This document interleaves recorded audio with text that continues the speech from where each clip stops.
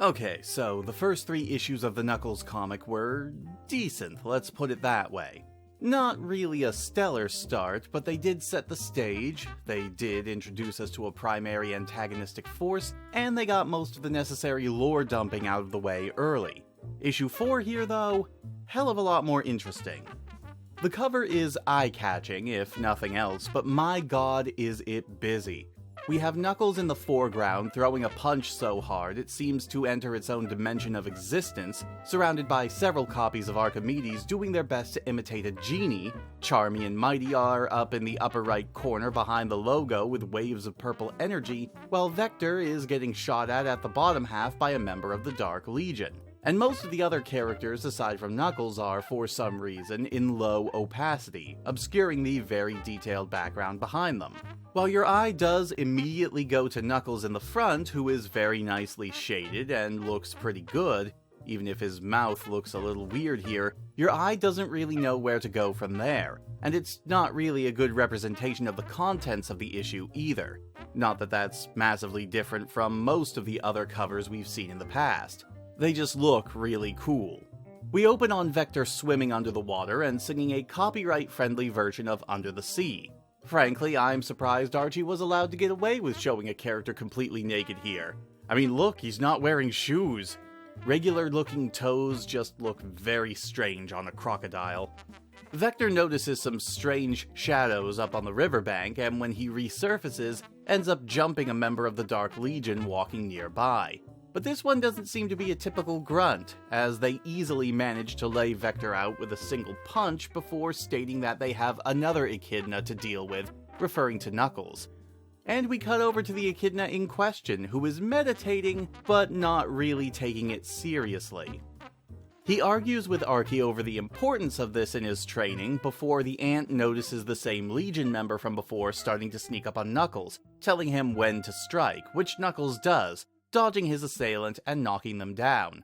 The two have a quick fight, which is actually very well choreographed and flows quite nicely, the two of them trading blows while the Legionnaire attempts to regain their taser. But during the struggle, Knuckles yanks off the robe to reveal a female Echidna, something he wasn't expecting. He's so shocked to see a woman, in fact, that she's able to knock him to the side and grab her taser again, but a well-placed fire blast from Archie manages to stop her from tasing Knuckles. Cornered, she introduces herself as Julie Sue, and when asked, she says she doesn't know where the rest of the Legion is, explaining that after the whole self-destruction of the tower thing, she ended up separated from everyone else. At first, she wanted to go back and join up with the Legion again, but some sort of weird force has been pushing her to find Knuckles, but she doesn't know why. This revelation makes Archie more than a little worried and reminds me of one of the dumbest parts of this entire book, but I'll get into that more when the book actually explains what's happening here. Before the interrogation can continue, the Chaotix show up, led by a very pissed off Vector who's itching for a rematch with Julie Sue. Knuckles keeps them separate, however, and SBO explains that they weren't here to help Vector settle his grudge. They instead inform Knuckles that they've been experiencing some major disturbances at the Marble Zone, as in earth-splitting quakes, but Knuckles notes that it's strange that it's so centralized to one area when they didn't feel anything out here. We cut over to Locke watching their conversation through a hovering camera as Julie brings up the possibility that the quakes might be tests from her former allies, and both Knuckles and Vector point out that she is still wearing their robes, putting a damper on the whole former thing. She discards them as a show of good faith, and while Vector is still apprehensive, Knuckles says to give her a chance, though he does add that if they keep her around long enough, she might just slip up and orchestrate her own downfall. Locke is less than ecstatic about this, saying that both he and Knuckles are in deep trouble now, and he's joined by a dark-furred, older Echidna. Knuckles states that he and Archie will go and check things out, though Julie Sue insists on coming with him, and he gives in after some prodding. Both the old Echidna and Locke state that this might just be a disaster in the making, but they'll have to be ready for whatever happens anyway. We join back up with Knuckles, Archie, and Julie, who have apparently been walking around for hours trying to find the source of the tremor, but have found nothing. Before Knuckles and Julie Sue can get into another argument with one another over where exactly her loyalties lie, a plot-convenient tremor hits, forcing them all down to the ground where the two of them notice a giant city in the middle of the ruins. Julie Sue and Knuckles are both stunned by its appearance, but Archie is just worried about what this could mean for Echidna society. But the city just keeps disappearing and reappearing before their eyes, while the old Echidna with Locke laments how all of their planning has apparently gone up in smoke. Archie breaks up yet another argument with Knuckles and Julie Sue before prompting them to approach and walk into the city. As they approach, they pass through some sort of barrier, which reminds me of the effect of entering a painting in Super Mario 64. And on the other side, Echidnaopolis, beautiful and technologically advanced, and wow, look at all those semi-altered Knuckles clones walking around. The one with the pompadour is my favorite.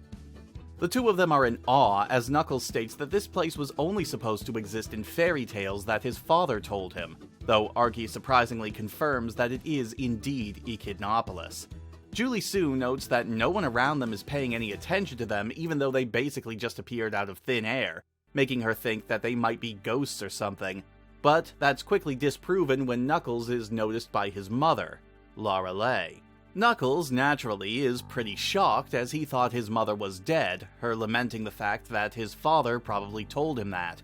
Knuckles realized that, as his father was the only Echidna he's ever really known, he'd just taken everything his father said at face value and never bothered to question any of it, or asked for clarification or details or anything. But before he can do that here, the city and everyone in it vanish around them, leaving them in the middle of the ruins again. And finally, Knuckles has had it. He confronts Archie for some answers. Archie pulls the same "you aren't ready to know" line that we've seen about a dozen times over the last 3 issues, but Knuckles isn't having it this time. But fate can't be that kind, and so another quake hits, this one actually ripping a chasm open. Knuckles almost tumbles into it, but Julie Sue manages to grab him, holding him over the pit by his ankle like he weighs absolutely nothing. She helps him out of the pit, just as another shockwave hits and the city reappears before them. They head back through the magical painting effect, only to find the city in a panic, everyone running around like it's the end of the world. Which, according to the one guy they managed to stop and talk to for a moment, it is. They set off to find his mother and get some answers, Knuckles once again calling Archie out for all the secrets he's been keeping from him, though Archie tries to pass the buck by saying he only tells Knuckles what he's allowed to share. They do find a statue with a plaque in front of it, telling them about something called a hyper-zone projector, invented by Hawking, which Knuckles surmises must be what's keeping this place hidden for so long, and he figures that if they can figure out what happened to Hawking and his projector, they'll finally have their answers.